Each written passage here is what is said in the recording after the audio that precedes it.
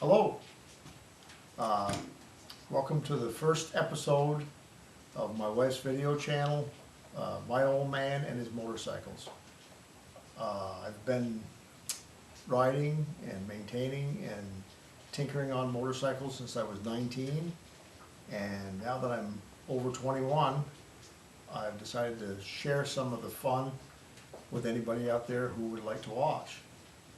We've got a number of different old bikes we're going to work on and maybe restore fully or maybe just get them rideable. And the first one is a barn find, an old Vespa scooter. This scooter I've been trying to buy for about 20 years. I first heard about it about 20 years ago. And sometimes the legends are better than the reality. We were always told it was a bug-eye scooter, which also kind of known as a fender light scooter. The really early Vespas that were sent over here had headlight molded into the front fender.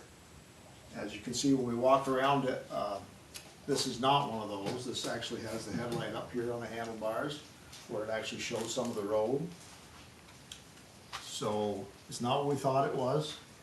We'll walk around and kind of take a look at the condition of it in this first episode, and we will try to find out what year it is so that we can try to source some parts and see if we can get it running. When I say restore, this is not a professional restoration shop. I'm a home hobbyist. So when we find an old motorcycle, we like to see if we can get them running. Then we like to ride them because that's what they're made for. If we like it, decide to keep it, we may go further, may go make it nicer, do a full restoration, or may sell it so that someone else can enjoy it and go further with it and get on to another project. But let's take a look at what we've got.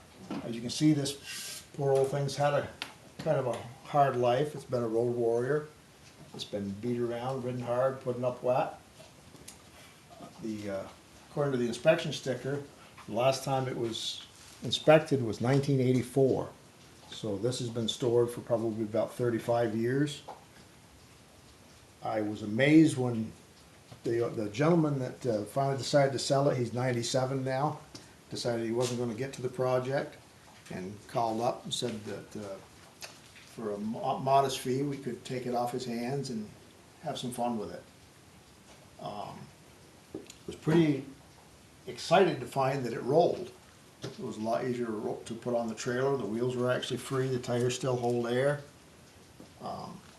We've got, anybody's not familiar with Vespas, they are a standard transmission, but they have a strange way of shifting. You actually squeeze the clutch and twist this whole left grip, and it has 4 speeds in neutral. That's a little stiff, so I'm not going to twist hard on that. We'll get that freed up before we go any further. I've noticed that the throttle is free, which is amazing for a machine that hasn't been used in 35 years. Brakes both work and are free. And right under here we have the choke lever, and that actually pulls out nice and smooth. So that's very encouraging. The seat was separate. We do have a seat for it, nice solo seat that will bolt on here. The only thing I can see that's missing that I know of, I believe the ones that came with a solo seat usually had a parcel rack here that you could put a passenger pad on or strap packages to. That's not there. We do have the other side cover for the other side. You can see from the chrome that that too's had a hard life. Okay. If you want to come around this side, we've got, a lot of times this cover comes off, so I'm not familiar with this model. This one seems to be bolted in place, and it has a little compartment here. Now, I don't see a battery or any cables in there, so I'm assuming this is an older model that was magneto driven, which is kind of cool. Maybe we can start it without a battery, but we'll explore that next time, see if we have any spark. Little chrome piece is pretty well hided there. This has been beat up and bent up. We're missing most of the rubber pads for the foot grips for traction. Got the horn on the front.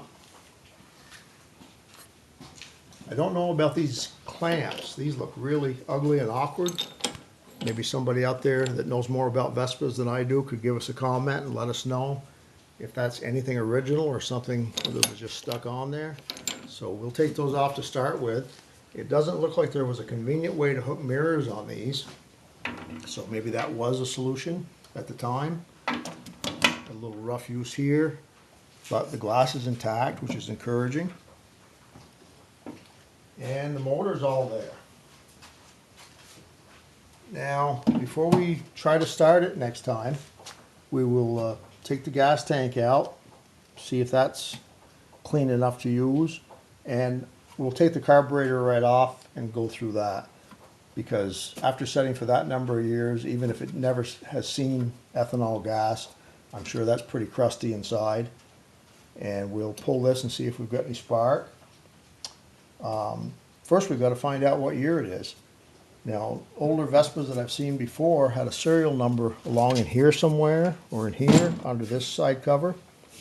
Not seeing anything, so I'm thinking that's a different era that I'm not familiar with. We did do a little cleaning down here. You won't be able to see it, but on the part of the motor that's actually the swing arm, there is a number stamped, so that gives us a start. And as soon as we find the frame number, we'll see if we can discover what year this bike is and if we have a source for parts. So that's a little overview of what we're going to be doing. And if you think that would be interesting to discover those things with us and go along for the ride, we'd be glad to have you.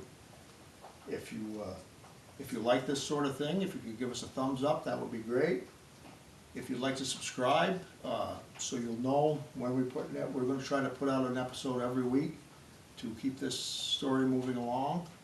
And if you don't see a subscribe button, it's because we haven't figured out how to put one on there yet. And maybe in the comment section, someone out there could help us with that.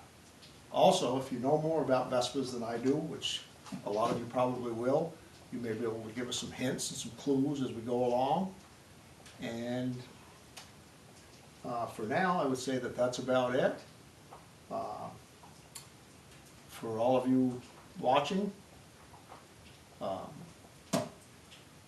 take care, God bless, and happy trails.